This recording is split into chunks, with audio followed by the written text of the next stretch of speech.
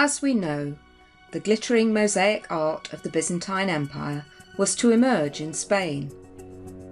The Arabian Empire brought with them all their knowledge and investment in new technologies, but also a very special kind of art, one primarily devoid of all human form.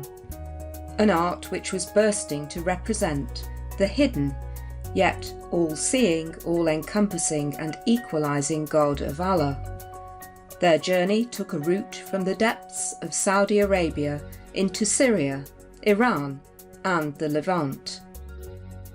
The Roman Byzantine Empire was in part to become this early Islamic caliphate, the Umayyads of Damascus. They originally came from the deep south of the Arabian desert and believed they were part of the Prophet Muhammad's family.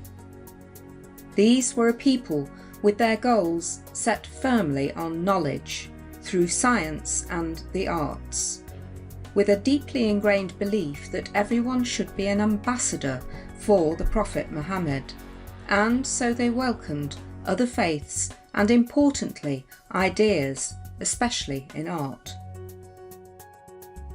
The Umayyads were rich merchants, and the former Byzantine Syrian city of Damascus was a perfect place to create empire through trade and ideas with Christian, Jewish and Islamic faith alike.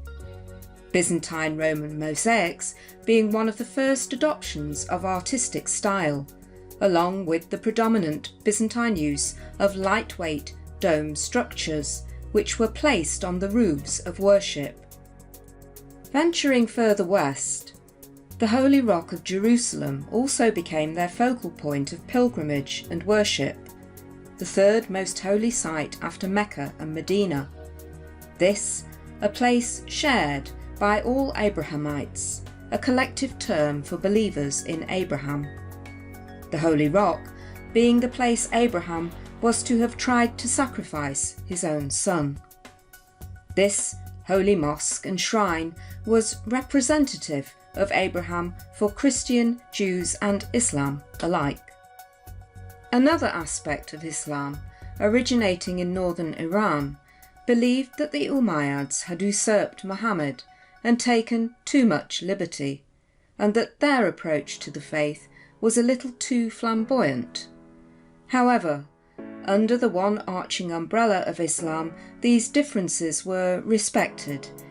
Later, though, this emerged into a more militarised and determined caliph of the Abbasids, a family who believed Muhammad's sister Fatima was part of their lineage and that responsibility lay with them to set the Umayyads' Sunni interpretations to rights.